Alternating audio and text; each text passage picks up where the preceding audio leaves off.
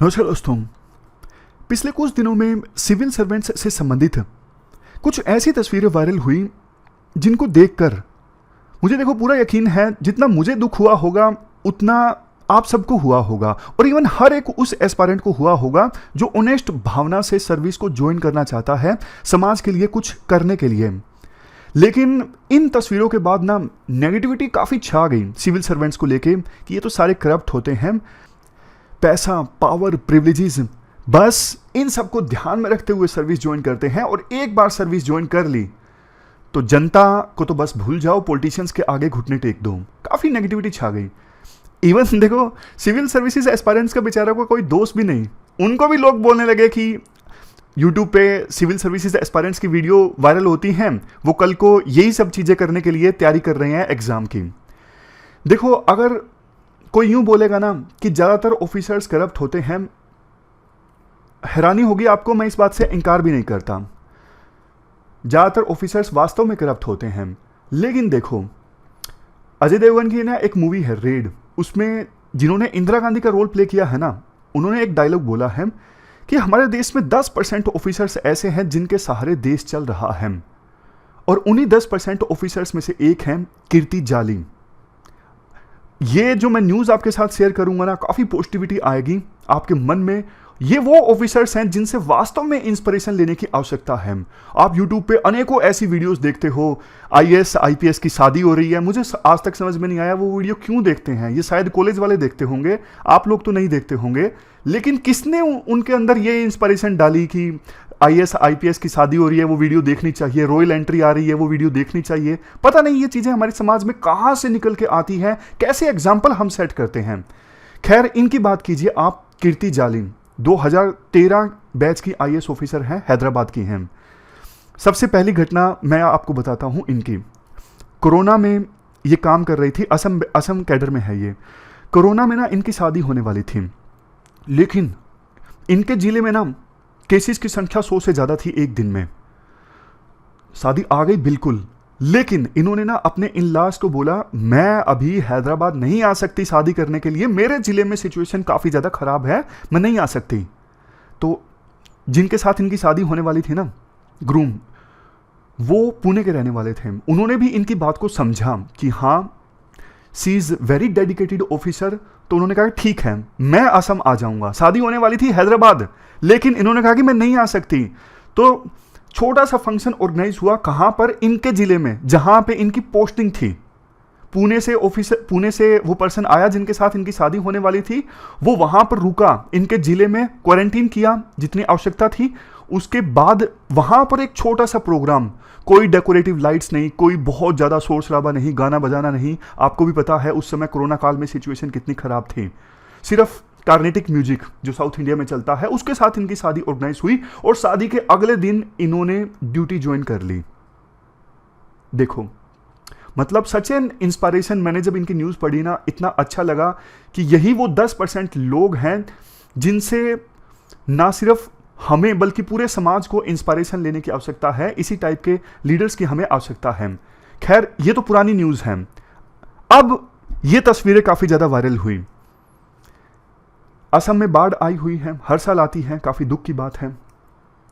लेकिन देखो इनकी तस्वीरें इस प्रकार से वायरल हुई, बिल्कुल कीचड़ में जाकर, बोट से जाकर ये लोगों के दुख दर्द को समझ रही हैं, जान रही हैं कि कितनी ज़्यादा मुसीबतों का सामना करना पड़ता है लोगों को बाढ़ के दिनों में।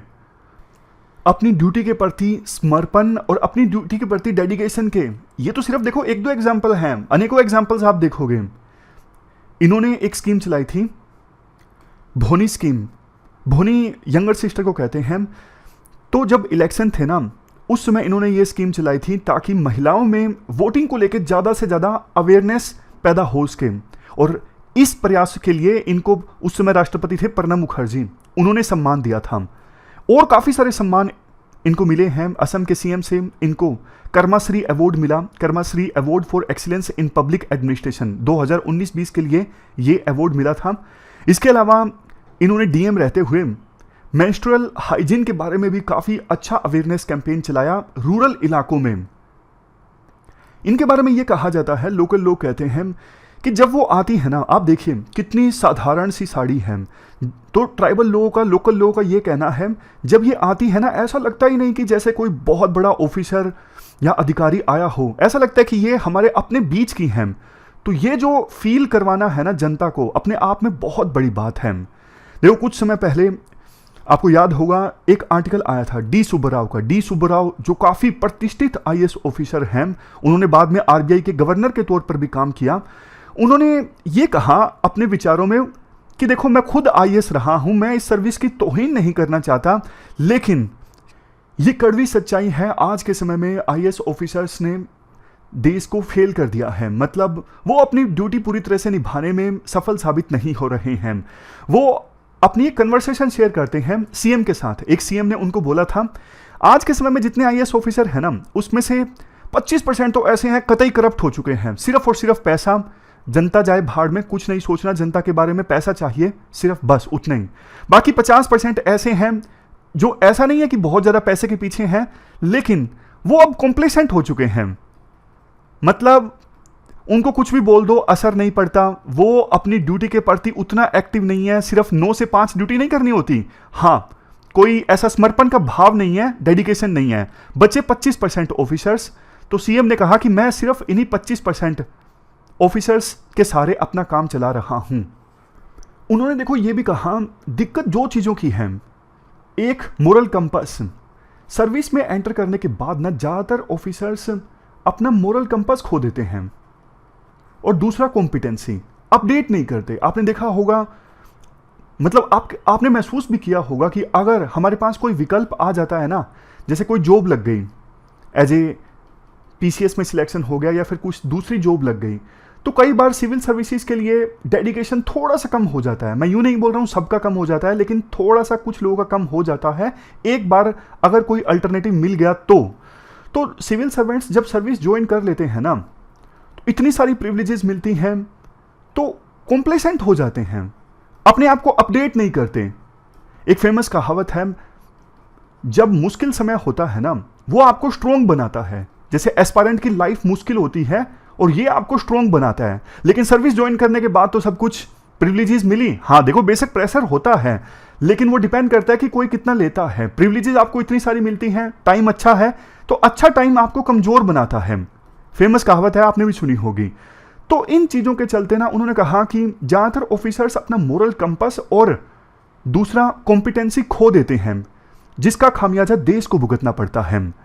तो आवश्यकता देखो ये है, ऐसे जो ऑफिसर्स हैं ना, कीर्ति जाली जैसे, इनकी देश को ज़्यादा आवश्यकता है, ताकि ये सरदार पटेल का जो विजन था ना सिविल सर्वेंट्स के बारे में, उस विजन को पूरा कर सकें। सरदार पटेल ने सिविल सर्वेंट्स को कहा था कि आपको धर्म के रास्ते पर चलना है, ऐसे रास्ते पर चलना है जहां पे सच हो, जस्टिस हो, और आपको अपनी बहादुरी का कभी मिसयूज नहीं करना है। इवन प्रधानमंत्री मोदी ने भी कहा था, जो सिविल सर्वेंट्स हैं वो एजेंट ऑफ चेंज हैं, उनकी कार्यप्रणाली पर डिपेंड करेगा कि कैसे हमारा देश आगे बढ़ेगा 21वीं शताब्दी में। मेरे को एक इंटरव्यू भी याद आ रहा है हमारे वाजपेयी साहब का। उनसे एक बार इंटरव्यूअर ने कुछ क्वेश्चन पूछा, क्वेश्चन तो मुझे याद नहीं, लेकिन उनका जवाब मुझे याद आता है। उन्होंने बोला कि देखो, हमारे देश में ना आज़ादी के इतने साल बाद भी गरीबी है। 90s में वो इंटरव्यू था, तो ऑलमोस्ट 55 साल हुए होंगे, तो इतने साल बाद भी गरीबी है। तो दिक्कत देखो रिसोर्सेज की नहीं है, रिसोर्सेज जुटाए भी जा सकते हैं, दिक्कत गवर्नेंस की है, दिक्कत विल पावर की है। और विल पावर, गवर्नेंस ये कहाँ से आती है? देखो जनता से तो आती ही है, लेकिन पॉलिटिशियंस और ब्यूरोक्रेट्स दोनों पर रिस्पॉन्सिबिलिटी है गवर्नेंस इंप्रूव करने की। बट देखो दुख की बात यह है, पॉलिटिशियंस के बारे में तो नेगेटिविटी ऑलरेडी थी, जबकि सारे पॉलिटिशियंस ऐसे नहीं होते। अब सिविल सर्वेंट्स के बारे में भी वैसी ही नेगेटिविटी फैल रही है। तो ऐसे ऑफिसर्स को एडमायर करना, सोसाइटी में एग्जाम्पल सेट करना, इनके बारे में ज़रूरी है। आपका भी देखो एग्ज़ाम नज़दीक है, 5 जून अब आ चुका है, तो आपकी तैयारी बहुत अच्छी है। जब भी देखो आपको कल्पना करें ना, तो ऐसे ही काम के बारे में आप कल्पना कीजिएगा। जब भी आपका थोड़ा सा डीमोटिवेशन आए तैयारी में कि मुझे भी ग्राउंड लेवल पर उतर के ऐसे काम करना है, ऐसे सोसाइटी के लिए कुछ करना है। आपकी क्या राय है इस इशू के बारे में, आप कमेंट बॉक्स में बता सकते हो।